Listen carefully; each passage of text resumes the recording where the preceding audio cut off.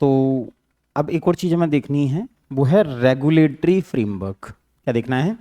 Regulatory framework मतलब होता है कौन सी ऐसी बॉडीज हैं, कौन सी अथॉरिटीज हैं जो इन्वायरमेंटल पॉलिसीज का रेगुलेशन कर रही हैं, उनका इम्प्लीमेंटेशन कर रही हैं और उनको ओवरऑल कह सकते हैं सुपरविजन का काम कर रही हैं।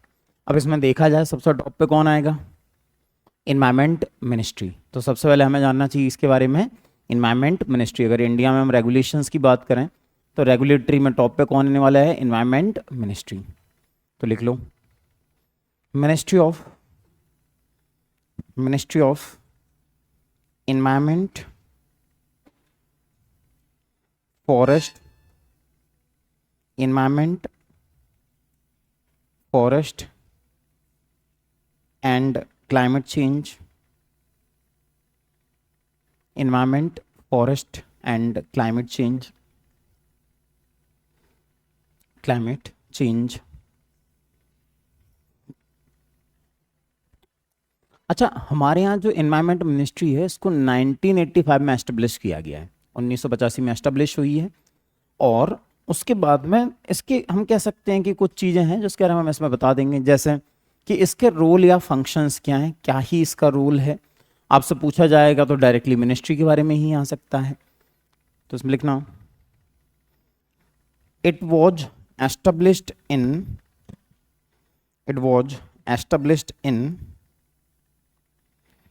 1985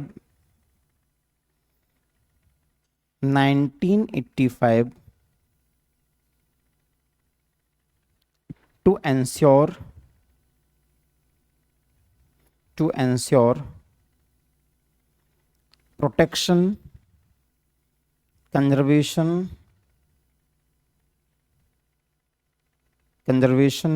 and management of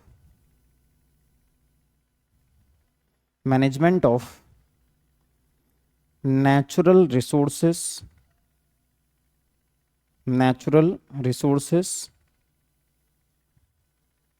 and environment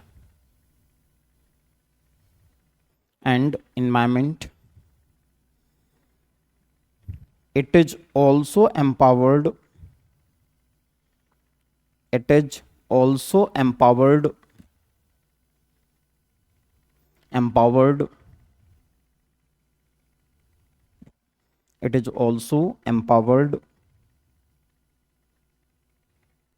for the formulation of the policy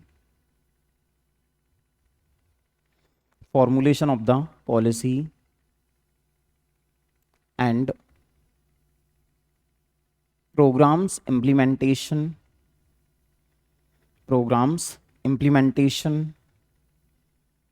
in this field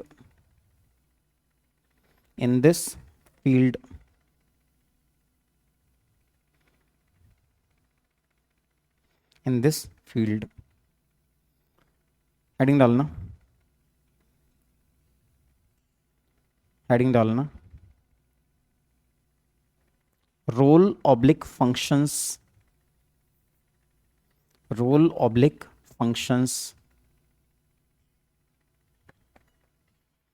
अच्छा, इसका क्या रोल होगा?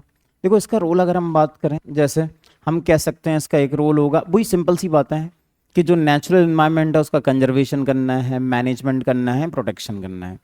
इसका रोल होगा कि डिफरेंट एनवायरमेंटल पॉलिसीज के फॉर्मुलेशंस करना है, उनकी इम्प्लीमेंटेशन करना है। इसका रोल होगा कि वेरियस प्लान्स के फॉर्मुलेशन करना है और उनके एफिशिएंट इम्प्लीमेंटेशन को एंश्योर करना है। जैसे आपको याद होगा तो हमने भी पढ़ा था national action plan climate change, याद है? वो कौन लेके आया था? Ministry of environment. या फिर हमारी फॉरेस्ट पॉलिसी कौन लेके आता है? Ministry of environment. इसका मतलब है जो भी पॉलिसीज के फॉर्मुलेशंस होते हैं, प्लान्स के फॉर्मुलेशंस होते हैं, that is the responsibility of the ministry of environment. या फिर कई सारे प्रोग्राम्स जो इंडिया में चलाए जाते हैं, चाहे वो फॉरेस्ट कंजर्वेशन को लेके हों, बायोडाइवर्सिटी, जैसे याद करो उस समय जितने भी हमने प्रोजेक्ट पढ़े थे, याद होगा, चाहे वो प्रोजेक्ट टाइगर हो, कोई दूसरा प्रोजेक्ट हो, अल्टीमेटली ये किसके एम्बिट में आते हैं? Ministry of environment. जैसे प्रोजेक्ट टाइगर में सबसे बड़ी अथॉरिटी है एनटीसीए। कौन सा है? जनरली जो इम्प्लीमेंटेशन का काम कौन देखता है, एनटीसीए, और एनटीसीए के चेयरमैन कौन है, मिनिस्टर ऑफ इन्वायरमेंट कौन है, और एनटीसीए खुद ही किसके अंडर में है, मिनिस्ट्री ऑफ इन्वायरमेंट। जितने भी प्रोजेक्ट हमने पढ़े थे, चाहे वो एलिफेंट हो, हंगुल हो, दिस दैट, जो भी हमने पढ़ा है, ये सब किसके द्वारा है, मिनिस्ट्री ऑफ इन्वायरमेंट। इसका मतलब ये कई सारे कंजर्वेशन एफर्ट्स भी चलाती है, चाहे वो नेशनल पार्क्स के बनाए जाना हो, चाहे फिर ऐसे प्रोजेक्ट्स जैसे कि प्रोजेक्ट टाइगर के चलाए को एस्टेब्लिश किया जाना हो। तो ये सर्टेन रूल हैं। अब सुनने में बड़ा आसान है, लेकिन होता क्या है ना कि जब एग्जाम में लिखना होता है उस समय याद नहीं आते, बस यही समस्या होती है एक। तो लिख सकते हैं पहला रोल या फंक्शंस में पहला पॉइंट होगा promoting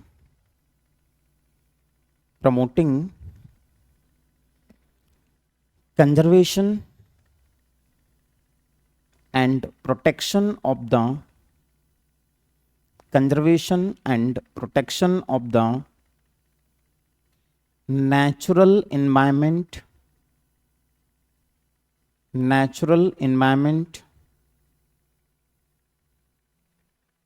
next formulation of various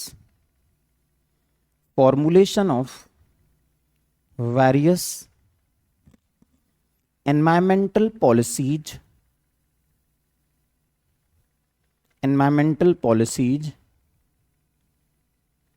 such as forest policy, along with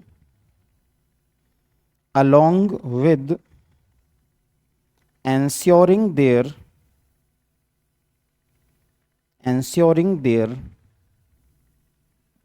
efficient implementation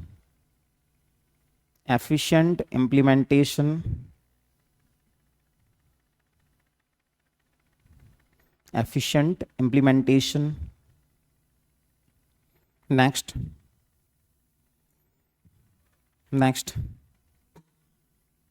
formulation of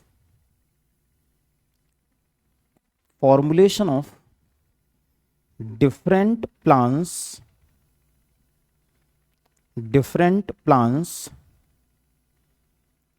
such as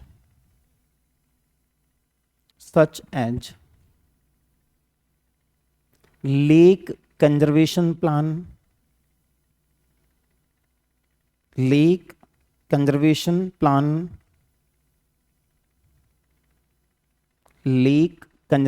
plan, comma, national action plan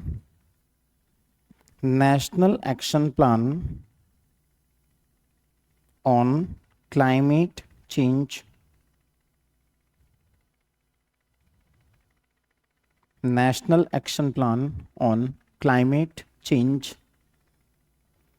etc. along with, इसी में आगे लिखना, along with ensuring their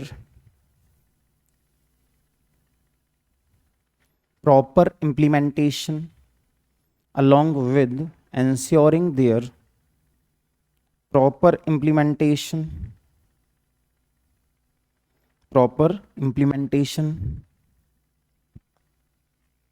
next. अच्छा, और क्या होगा इसके अलावा? तो हमने बोला कि कई सारे कंजर्वेशन एफर्ट्स लिए जाते हैं, जैसे कि अगर प्रोजेक्ट टाइगर लाया गया तो ये क्या है, कंजर्वेशन एफर्ट्स, या नेशनल पार्क्स वगैरह इन सबको बनाया जाना भी क्या है, कंजर्वेशन एफर्ट्स। हालांकि लास्ट में इस चीज़ के सब चीज़ों में होगा क्या ना कि जैसे नेशनल पार्क बनाया जाना है तो स्टेट गवर्नमेंट का ही इसमें एक जुरिस्डिक्शन है, लेकिन उनकी परमिशन तो एनवायरमेंट मिनिस्ट्री की लेनी ही होती है। तो हम कह सकते हैं कि जो कंजर्वेशन एफर्ट्स हैं वो भी कौन करता है, एनवायरमेंट मिनिस्ट्री। सो नेक्स्ट है implementation of various conservation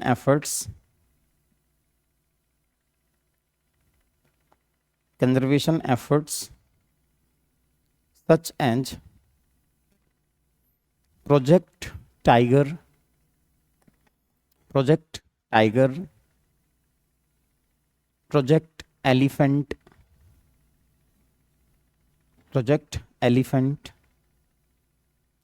which are aimed at which are aimed at promoting protection of the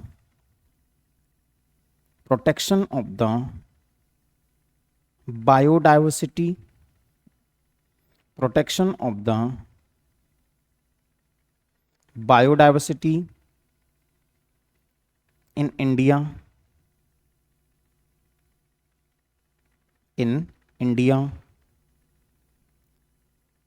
next. अच्छा, और क्या होगा इससे? आपको दिखाई देगा कि जितने भी पॉल्यूशन कंट्रोल के लेकर नॉर्म्स आते हैं, ये सब लाने की जिम्मेदारी किसकी होगी? Environment ministry. जैसे अगर ई वेस्ट पॉल्यूशन को लेकर कोई सा नॉर्म आ रहा है तो कौन लाएगा? Environment ministry. अगर प्लास्टिक वेस्ट को लेकर आ रहा है तो कौन लाएगा? Environment ministry.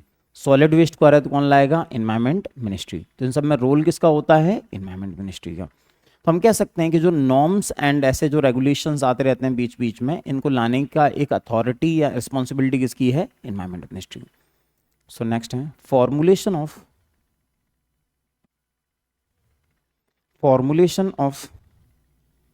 different formulation of different norms and regulations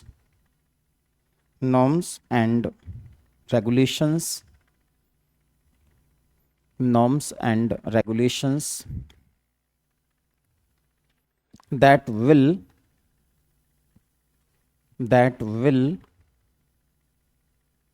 help in reducing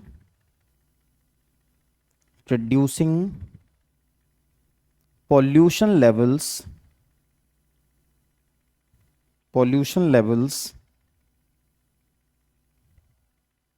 and protecting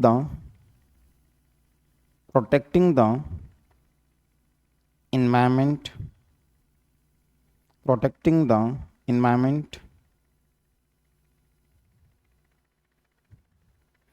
next. अच्छा, और क्या काम होगा?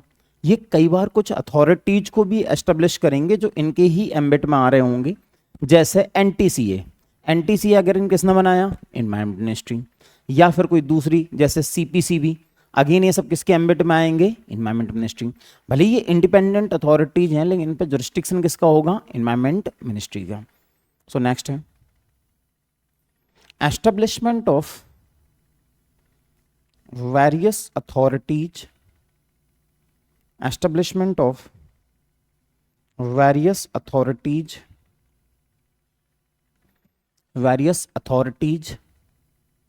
such as NTCA,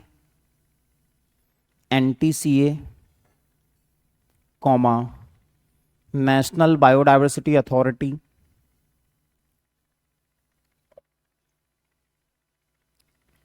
etc., which can help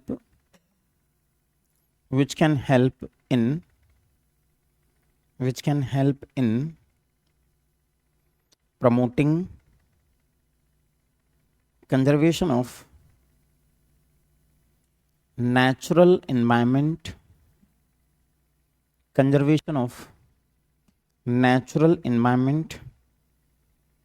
and resources, conservation of natural environment and resources. Next,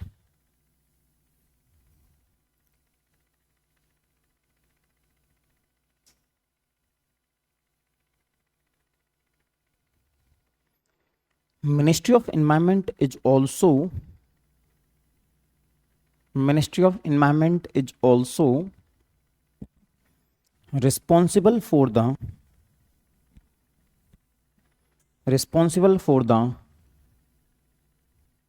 implementation of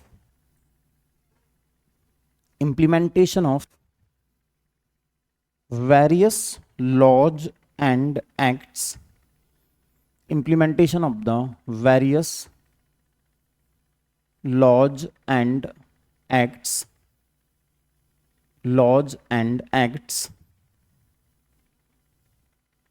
act which will help in environmental protection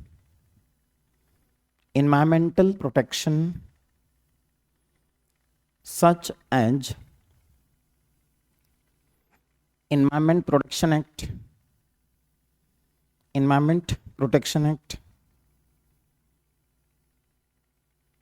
comma, Biodiversity Act,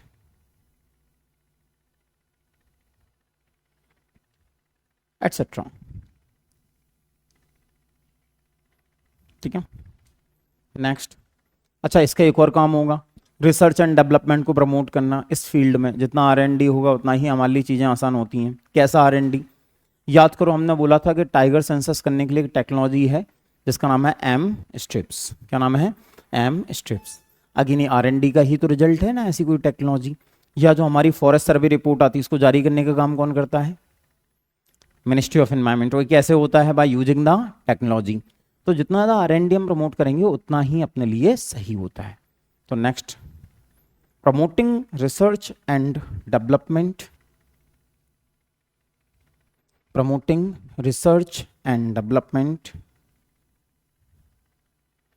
in this field,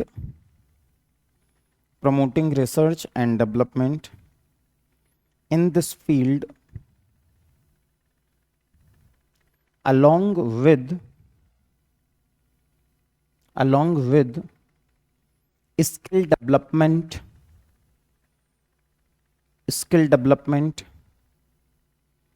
in environmental sector,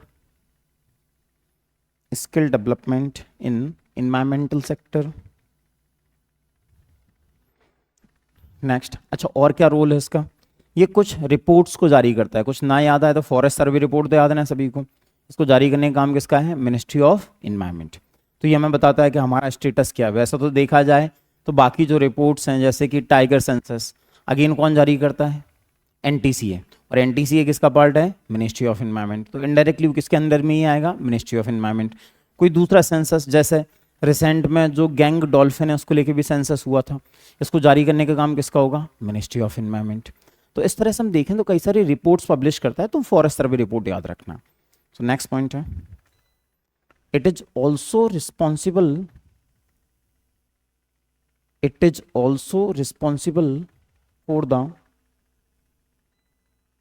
for the publication of various reports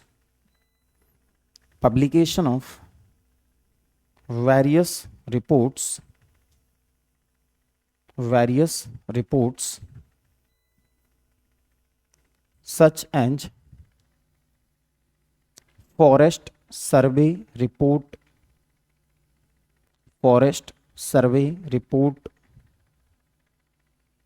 forest survey report, ठीक है,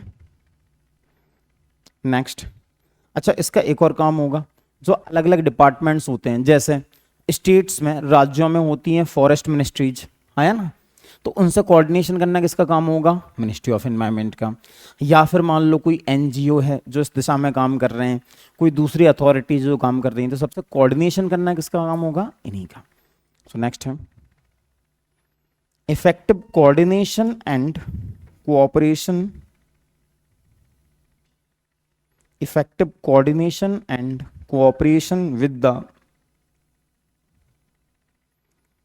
with the various international agencies,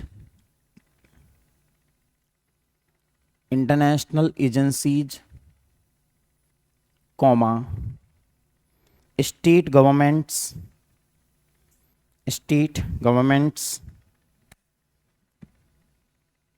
and other authorities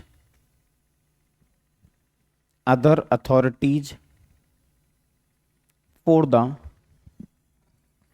protection of the environment, protection of the environment.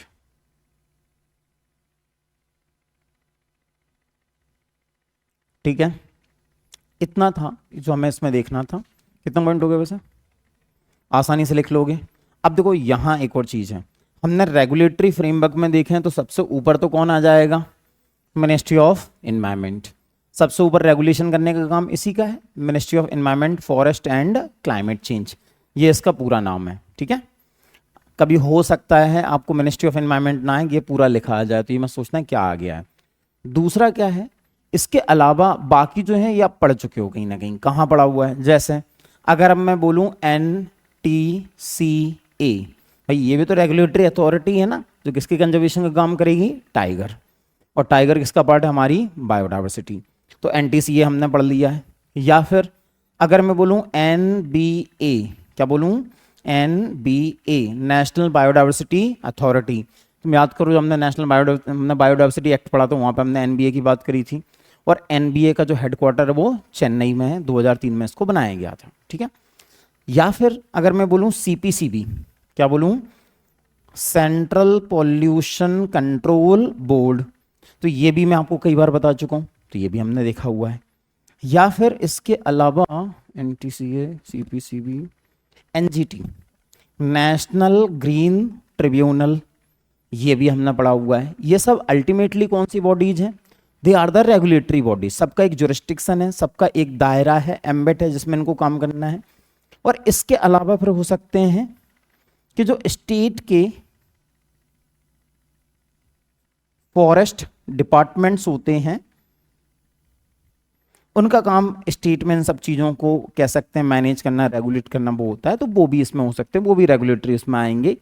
उनके काम भी लगभग similar ही हैं कि forest की protection करने हैं, जो प्रोग्राम्स उनके इम्प्लीमेंटेशन करने हैं, फॉरेस्ट के लिए पॉलिसी फॉर्मुलेशन करना है फॉर द स्टेट वगैरह वगैरह। ये हमारी हैं रेगुलेटरी बॉडीज। तो बाकी सब हमने चूंकि डिस्कस किया हुआ है तो बस नाम लिख लो, और बाकी ये तो हमने देख ही लिया मिनिस्ट्री ऑफ एनवायरनमेंट का, इनके नाम लिख लो बस, ये पीछे आ चुके हैं तो बार बार नहीं करेंगे। अगर आपसे पूछा जाए रेगुलेटरी फ्रेमवर्क तो इन सब के बारे में थोड़ा थोड़ा बता के आ जाना, इससे आपका काम हो जाएगा। ठीक है,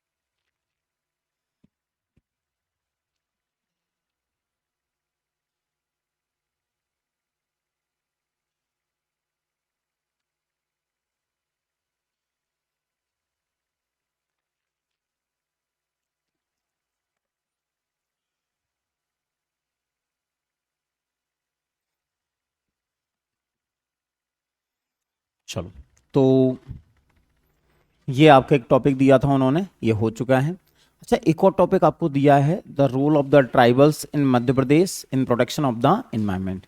अब मैं यहाँ पे उस चीज़ को नहीं करवा रहा हूँ, उसका कारण ये है कि आपको जब ट्राइबल्स पढ़ाया जाएगा तो ये वहाँ ट्राइबल्स में समझ में आएगा, वहाँ बेहतर उनके कस्टम समझ में आएंगे। कई सारे कस्टम्स आप देखोगे वो एनवायरनमेंट के प्रोटेक्शन से संबंधित होते हैं। मैं कुछ एग्जाम्पल देता हूँ जिससे आप समझ जाओगे। जैसे आपको कई सारे अलग अलग ट्राइबल्स पढ़ाए जाएंगे। ठीक है, ट्राइबल्स में जैसे एक मान लो भील पढ़ोगे आप, क्या पढ़ोगे, भील।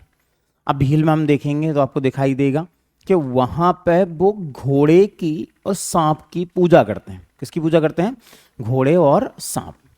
अब जनरली हम यहाँ पे किसी भी एनिमल की पूजा करेंगे तो उसको कभी हम हार्म नहीं करेंगे, और हार्म नहीं करेंगे तो अगेन यहाँ पे किसी भी बायोडाइवर्सिटी को नुकसान नहीं पहुँचेगा। नुकसान नहीं पहुँचेगा, हम कह सकते हैं कौन सा है ये, इन्वायरमेंटल। या फिर और एग्जांपल दूं तो बैगा नाम से एक ट्राइब है, और बैगा ट्राइब का मानना है कि उनके जो डाइटी हैं बूढ़ा देव, वो साल के पेड़ में रहते हैं। कौन से पेड़ में रहते हैं, साल।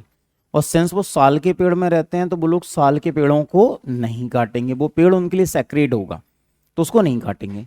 नहीं काटेंगे तो अगेन क्या हो रहा है इससे, इन्वायरमेंटल प्रोटेक्शन। यहाँ ये भी देखने को मिलता है कि जो ट्राइबल्स हैं जो फार्मिंग प्रैक्टिस करते हैं that is sustainable in nature. कैसी होती है वो, सस्टेनेबल।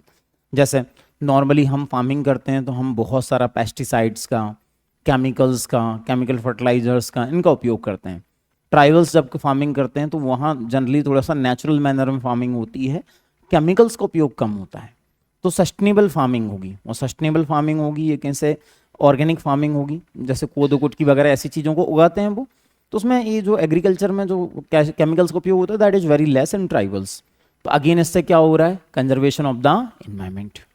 देन एक होता है ना, इसको बोलते हैं स्टीवर्डशिप, एक वर्ड उपयोग करा जाता है स्टीवर्डशिप।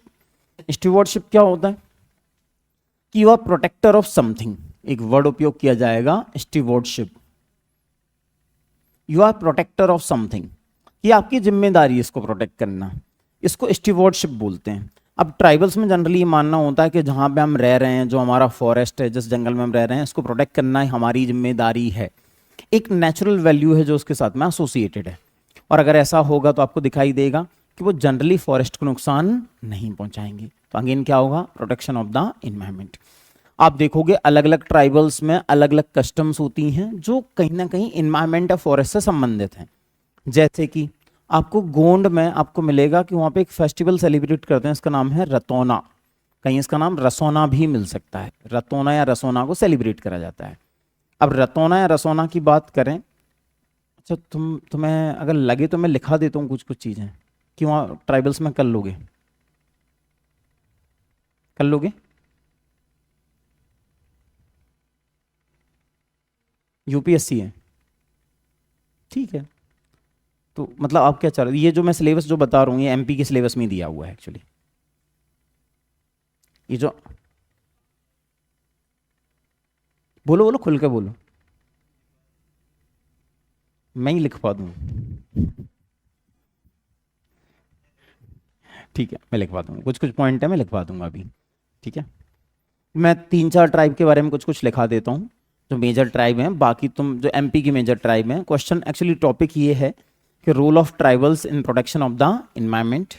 तो ये एमपी के कॉन्टेक्स्ट में उन्होंने पूछा है। एमपी की जो बड़ी ट्राइब है वो कौन सी हैं, जैसे कि इसमें गोंड हो सकता है, इसमें भील हो सकता है, इसमें बैगा हो सकती हैं। जो बड़ी ट्राइब्स हैं इनके बारे में कुछ कुछ पॉइंट हैं जो मैं आपको लिखा देता हूँ, लिख लो, हेडिंग डाल लो। Role of tribals in, role of tribals in environmental conservation,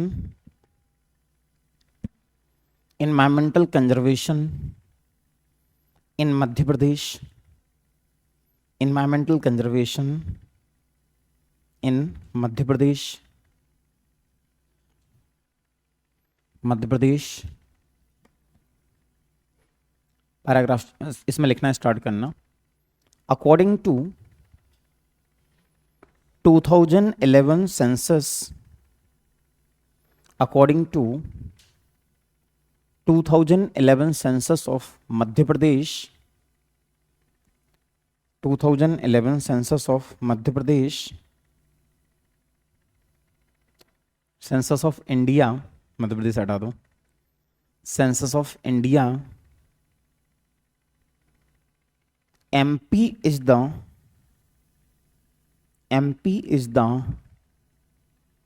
highest tribal population, MP is the highest tribal population state, MP में देखा जाए तो लगभग 1.53 करोड़ ट्राइबल्स हैं जो रहते हैं, और यहाँ पे 43 शेड्यूल्ड ट्राइब्स हैं। कितनी हैं, 43। Second right, there are around 43, there are around 43 scheduled tribes in MP, scheduled tribes in MP,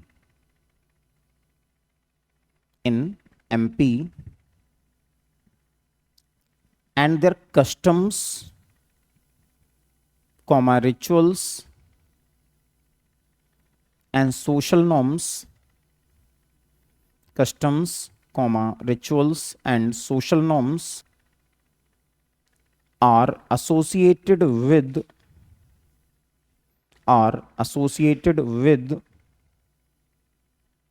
environmental conservation, associated with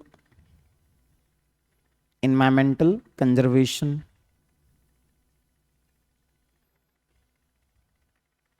environmental conservation,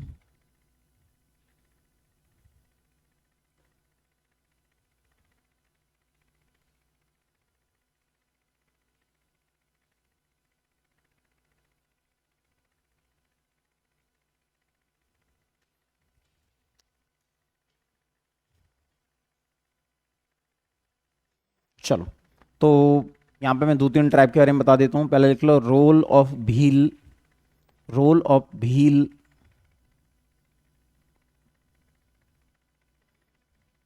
role of Bhil.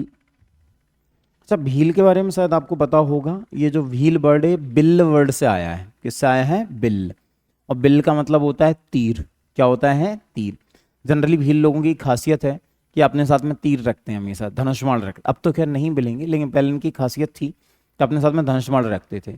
और कह सकते हैं ना, एक वैसी ट्राइब जो थोड़ा सा लड़ाकू टाइप से जो ट्राइब है, जो लड़ने के लिए तैयार रहते हैं। इवन हल्दी घाटी के युद्ध में आपको शायद पता होगा कि एक सेना जो महाराणा प्रताप के सपोर्ट में लड़ रही थी, वो भीलों की सेना भी थी। तो भील जो ट्राइब है वो हमेशा इससे एसोसिएटेड रहे हैं। अच्छा, भील में कई सारे ट्रेडिशंस हैं जो कहीं ना कहीं इन्वायरमेंटल कंजर्वेशन से संबंधित हैं। जैसे मैंने आपको बताया है ये कि घोड़े और सांप की पूजा करते हैं। अब रिलीजियस उसमें अगर घोड़े सांप की पूजा करेंगे तो जनरली उनको नुकसान नहीं पहुंचाएंगे। मतलब यू कैन से कि कहीं ना कहीं जो बायोडाइवर्सिटी उसका कंजर्वेशन हो रहा है। दूसरा इनमें एक ट्रेडिशन है, इसका नाम है हल्मा ट्रेडिशन। क्या नाम है? हल्मा ट्रेडिशन। भीलों में एक ट्रेडिशन है हल्मा। अच्छा, ये हल्मा में क्या होता है? देखो, हल्मा वैसे तो किसके लिए था? इसमें एक दूसरे की मदद करने के लिए था। कैसी मदद? जैसा मान लो कि जब खेती का टाइम होता है, फसल निकलने का टाइम होता है, तो उस समय पे एकदम से काम आता है।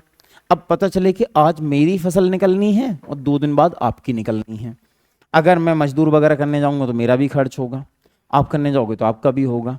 तो अब एक काम करते हैं, एक दूसरे की मदद करते हैं। आज मैं आपकी मदद कर देता हूँ, परसों आप मेरी कर देना। ये जो ट्रेडिशन है जहाँ पे म्यूचुअल हेल्प वाली बात होती है, इसको हल्मा ट्रेडिशन बोलते हैं। लेकिन हल्मा ट्रेडिशन इसके अलावा भी कई सारी चीज़ों में होता है। जैसे अगर प्लांटेशन करने हैं तो उसके लिए भी सब लोग मिलकर काम करेंगे, मिलकर प्लांटेशंस कर देंगे। या मान लो कि पास में कोई नदी वदी है, उसमें साफ सफाई करनी है तो मिलकर साफ सफाई कर देंगे। कोई तालाब है, उसका रेजुविनेशन करना है, मिलकर कर देंगे। तो इस ट्रेडिशन में एक म्यूचुअल हेल्प और जो लेबर कह सकते हैं, श्रम दान जो इसको बोला जाता है, उसके माध्यम से कई बार जो इन्वायरमेंटल प्रोटेक्शन एक्ट्स होते हैं, एक्ट ना बोलूँ, एक्टिविटीज होती हैं, उनको बढ़ावा दिया जाता है। तो ऐसे करके सर्टेन चीज़ें और क्या है। इसके अलावा हम कह सकते हैं कि सस्टेनेबल एग्रीकल्चर को प्रैक्टिस करते हैं। कौन सी एग्रीकल्चर? सस्टेनेबल। और सस्टेनेबल क्यों? क्योंकि इसमें किसका उपयोग नहीं होगा? केमिकल्स का। तो अगर केमिकल्स का उपयोग नहीं होगा तो अगेन किसके लिए बेनिफिशियल होगा? एनवायरमेंट के लिए। तो ऐसे कुछ कुछ पॉइंट है हम लिख सकते हैं। Right, Bhil is the largest tribe of Madhya Pradesh. Bhil is the largest tribe of Madhya Pradesh. Madhya Pradesh. It originally resides in western part of MP. western part of MP। ये जो धार, झाबुआ, अलीराजपुर, इधर कौन लोग रहते हैं? भील। इसमें रहना, इसमें आगे लिखना।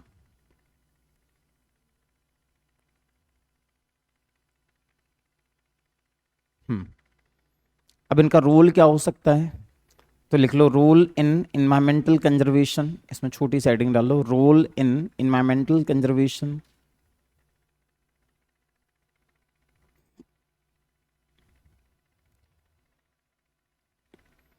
पहला हल्मा tradition, हल्मा tradition,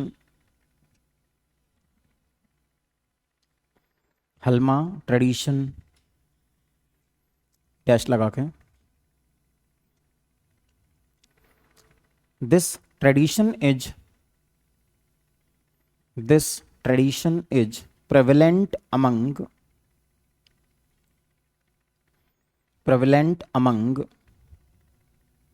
Bhil tribe,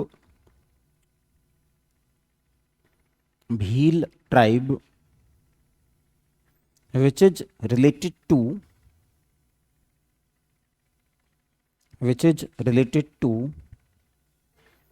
mutual help,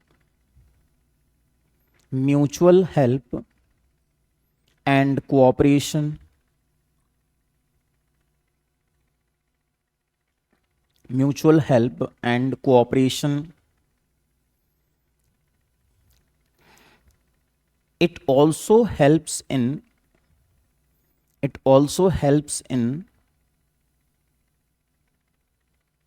environmental conservation efforts,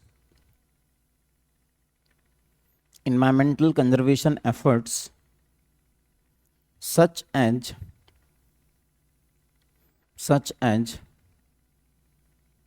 plantation of the trees,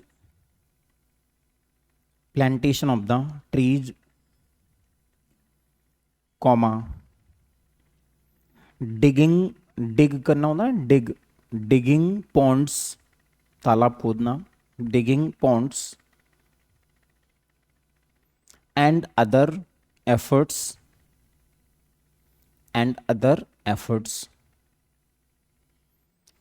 दूसरा हम बोलेंगे बायोडाइवर्सिटी का कंजर्वेशन करेंगे। अगला पॉइंट होगा, पहला हल्मा ट्रेडिशन बोल दिया हमने, दूसरा biodiversity conservation,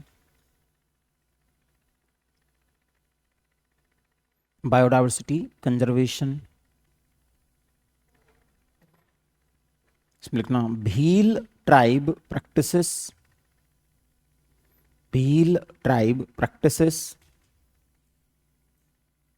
snake and horse worship,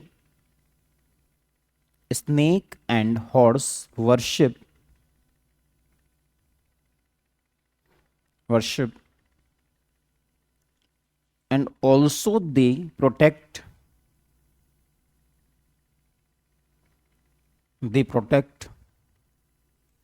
other animals,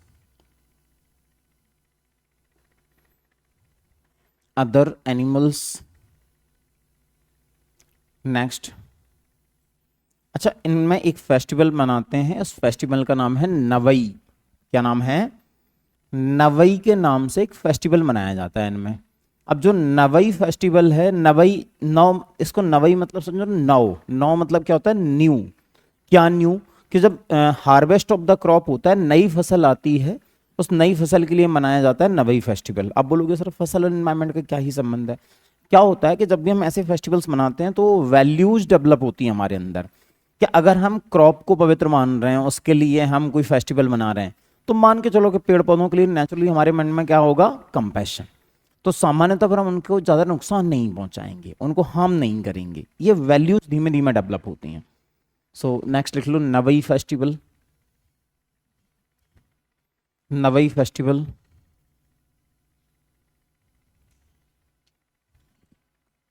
इसमें लिखना, this festival is celebrated for the harvest of new crop,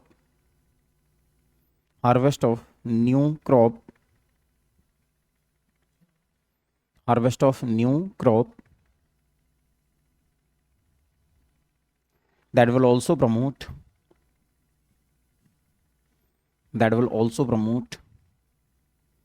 environmental conservation values,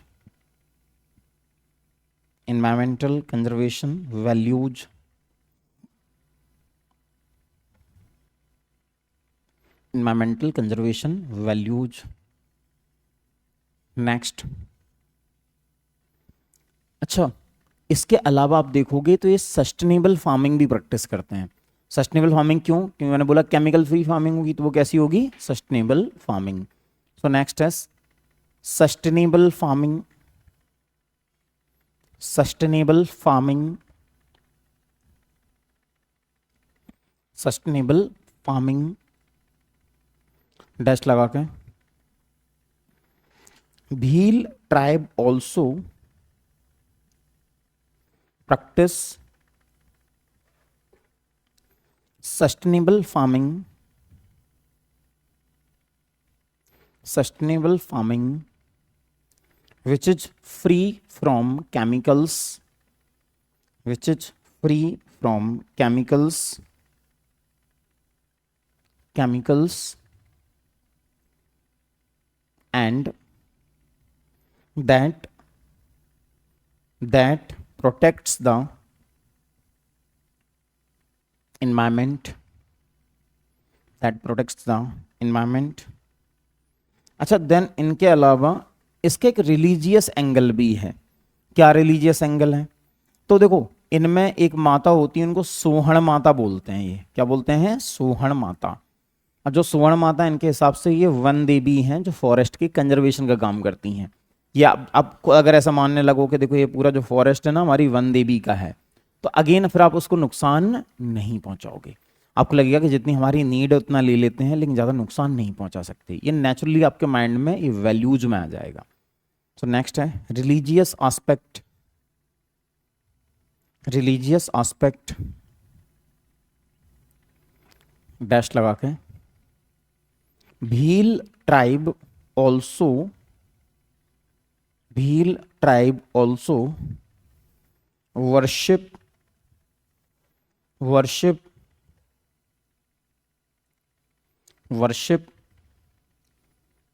deities such as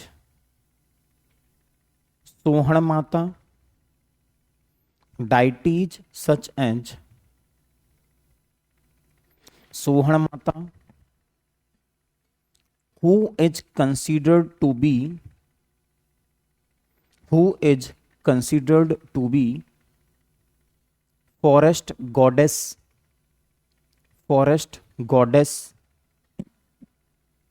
forest goddess। तो इसका आगे आप समझ गए, इससे क्या होगा, फिर उसको नुकसान वो नहीं पहुंचाएंगे, तो एनवायरमेंट का क्या होगा? कंजर्वेशन। ये हमने किसकी बात करी? भील की। आप मोर और लेस मान के चलो लगभग सब में यही वाले पॉइंट होंगे, ठीक है। जैसे एक और डाल दो, चाहो तो एक और डाल दो। एफॉरेस्टेशन, टाइम टाइम पे अपने आसपास पेड़ वेड़ लगाते रहते हैं। एफॉरेस्टेशन, एफॉरेस्टेशन, इसमें डैश लगा लिखना। they also promote plantation of the new trees, plantation of the new trees and protection of the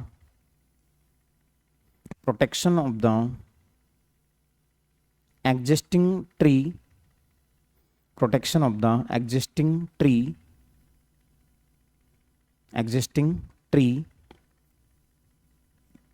existing tree, ठीक है।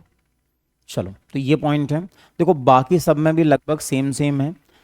मैं आपको गोंड का और लिखवा देता हूँ, ठीक है। गोंड हमारी सेकंड लार्जेस्ट, अगर एमपी की बात करें सबसे टॉप में कौन है? भील, और दूसरे नंबर पे है गोंड। मैं गोंड का और थोड़ा सा लिखवा देता हूँ, बाकी तुम समझ जाओगे। किसी दूसरे का आ भी जाए तो तुम मान के चलना अपने यही पॉइंट डालने हैं। क्या कि क्या करेंगे? इन्वायरमेंट, हाँ हलमा मत डाल देना सब में। हलमा स्पेसिफिक किसके लिए है? किसके लिए है? भील। जब तुम्हें मान लो ऐसी कोई ट्राइब का नाम आ जाए, एक हाइपोथेटिकल केस जिसके बारे में तुमने नहीं पढ़ा फिर भी आ गया, तो उसके बारे में हमें क्या लिखना चाहिए? फिर वहां कुछ स्पेसिफिक मत लिखो, जनरल आंसर लिखो। जैसे हम बोल सकते हैं कि जैसे मान लो तुमसे आ गया कि बताओ कोरकू ट्राइब किस तरह से एनवायरमेंटल कंजर्वेशन करती है, तो बोलो कि देखो सबसे पहले क्या करते हैं, ये एफॉरेस्टेशन को बढ़ावा देते हैं। तो पहला पॉइंट क्या डाल सकते हैं? एफॉरेस्टेशन। हम बोलेंगे बायोडाइवर्सिटी का कंजर्वेशन करते हैं। क्या करते हैं? Biodiversity conservation. हम बोलेंगे रिलीजियस एस्पेक्ट है, सब जितनी भी ट्राइब एमपी में सब में कोई ना कोई वन देवी है। क्या है ये? वन देवी या वन देवता वाला कंसेप्ट है। तो मैं नाम पता नहीं होगा कोई बात नहीं, ये तो हम बोल ही सकते हैं कि फॉरेस्ट आईटी है, और फॉरेस्ट आईटी है तो फॉरेस्ट को नुकसान नहीं पहुंचाएंगे। हम बोल सकते हैं कि ये देखो ये क्या करते हैं, ये जो ट्राइब है इनके कुछ ऐसे रिचुअल्स या ऐसे festivals which are related to environment, जो इन्वायरमेंट से संबंधित हैं। और अगर जैसे अभी में इसमें मैंने बताया नवई है, या फिर गोंड में रतौना है, ऐसे तो मैं नाम नहीं पता होगा, लेकिन तो भी तुम बोल सकते हो कि कुछ रिचुअल्स हैं जो इन्वायरमेंटल कंजर्वेशन से संबंधित हैं। तो वहां पे ऐसे जनरल आंसर आप लिख सकते हो इन केस आ जाता है तो। मैं गोंड का और लिखा देता हूं तुम और समझ जाओगे। लिख लो गोंड ट्राइब, गोंड ट्राइब इसमें लिखना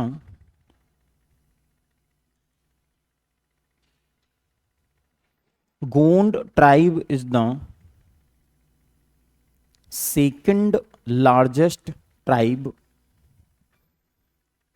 second largest tribe in Madhya Pradesh,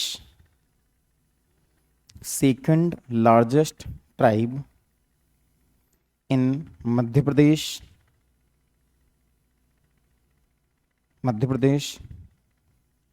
It generally resides in, it generally resides in southern part of MP,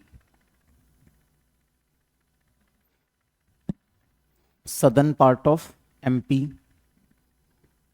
हालांकि देखा जाए तो गोंड थोड़ा सा ऐसा है कि पूरा नर्मदा सोन वैली वाले जितने जिले हैं सब में ही मिल जाते हैं इनको, ठीक है। अब इनका रोल क्या हो सकता है, अपन कुछ पॉइंट लिखते जाते हैं।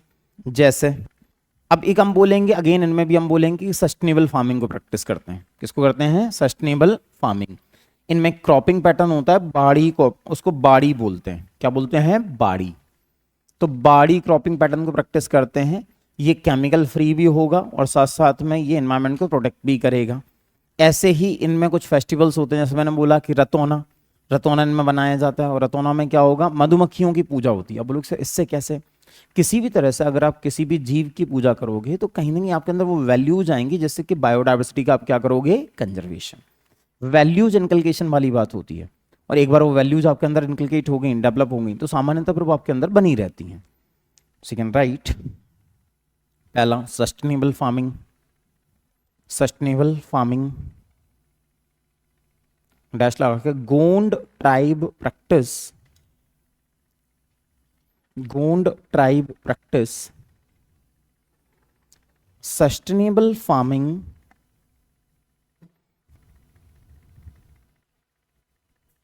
sustainable farming such as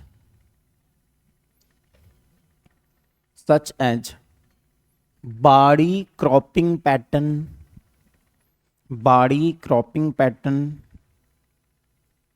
which is favorable to environment, which is favorable to environment, favorable to environment. Next,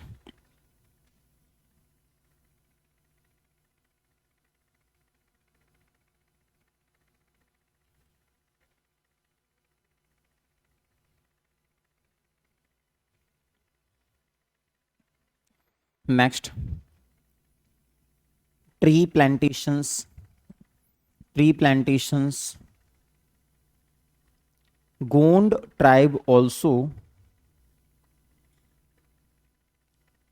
promote afforestation, afforestation in their surrounding areas, afforestation in their surrounding areas. Next, biodiversity conservation, biodiversity conservation.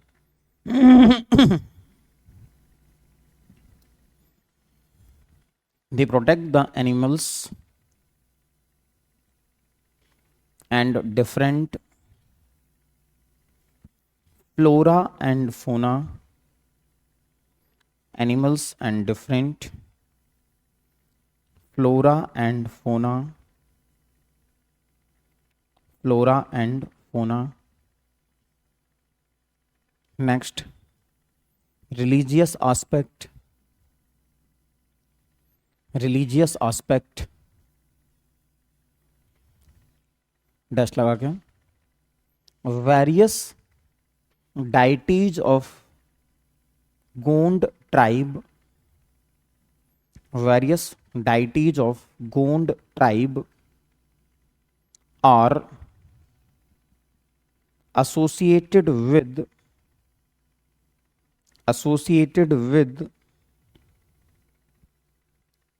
environment such as, जैसे इनमें भी बूढ़ा देव माने जाते हैं, मैंने आपको बताया बैगा में बूढ़ा देव माने जाते हैं, इनमें भी बूढ़ा देव माने जाते हैं। तो ये मानते हैं कि जो बूढ़ा देव है वो किसके अंडर रह रहे हैं, साल ट्री। सिमिलरली इनमें खैर माता मानी जाती हैं। कौन सी माता है, खैर माता। अब जो खैर माता है ये ऐसा मानते हैं कि खैर माता महुआ का जो पेड़ होता है ना, महुआ, उस पेड़ के नीचे रहती हैं। तो अगेन ये उनके लिए कैसा हो जाएगा, सैक्रेड, उसको काटेंगे नहीं। फॉर एग्जाम्पल बूढ़ा देव resides under, बूढ़ा देव resides under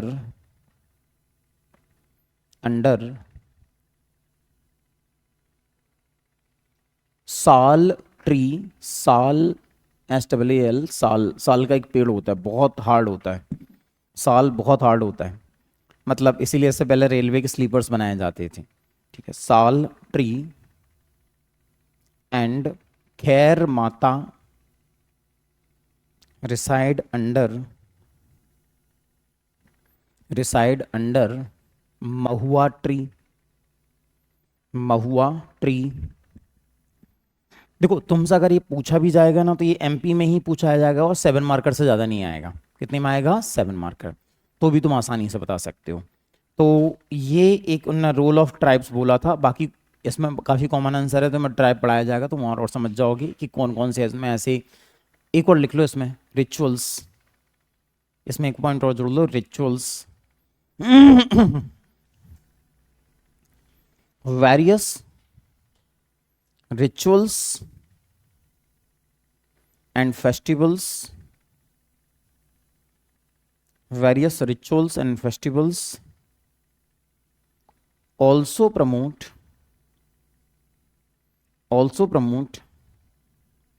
environmental protection values,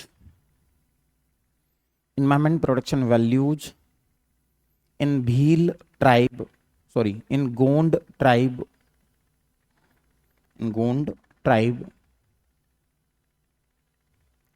अब देखो क्या है कि ट्राइबल वाला ही खत्म होता है। अब अपने एक उन्होंने दिया है सॉलिड वेस्ट मैनेजमेंट, अभी हमने पहले ही कर लिया है ना। और क्या बचता है इसके अलावा, एक उन्होंने बोला है जो स्वच्छ भारत मिशन है। स्वच्छ भारत मिशन है क्या, क्लीनिनेस कैंपेन क्या है, क्या स्टेजेस थी, कैसे ये सर्वे होता है, ये टॉपिक बचा हुआ। एक आध छोटा मोटा और कुछ होगा, इसके साथ अपना सिलेबस हो जाएगा खत्म। सो आई बिलीव कि इस वीक, अगले वीक में 1-2 दिन ही लगेंगे और अपना खत्म हो चुका होगा। तो 4-5 दिन का ही सिलेबस बचा है, इससे ज़्यादा का है नहीं है। ठीक है, हाँ लास्ट में कुछ फैक्ट्स हैं जो प्रीलिम्स के हैं, वो मैं अलग से आपको लिखा दूंगा। वो फैक्ट्स ऐसे हैं, काफ़ी रिफाइंड जगह से मैंने पूरा कंपाइल किया है, उनको बस लिख लेना और प्रीलिम्स के पहले उनको अच्छे से पढ़ के चले जाना है, स्पेशली MP के प्रीलिम्स के पहले। कुछ बाकी रिमेनिंग चीज़ें हमने सिलेबस में कवर कर ही ली हैं। अब कई सारे क्या रैंडम फैक्ट्स होते हैं। कैसे फैक्ट्स होते हैं, रैंडम, तो उनका हम एक जगह लिस्ट में लिख लेंगे ताकि वो भी आपका गलत ना हो। तो नेक्स्ट वीक में आई थिंक बुधवार तक हमारा सिलेबस खत्म हो जाना चाहिए। ठीक है, तो चलो फिर आज के लिए इतना बहुत है, हम मिलते हैं अगली क्लास में।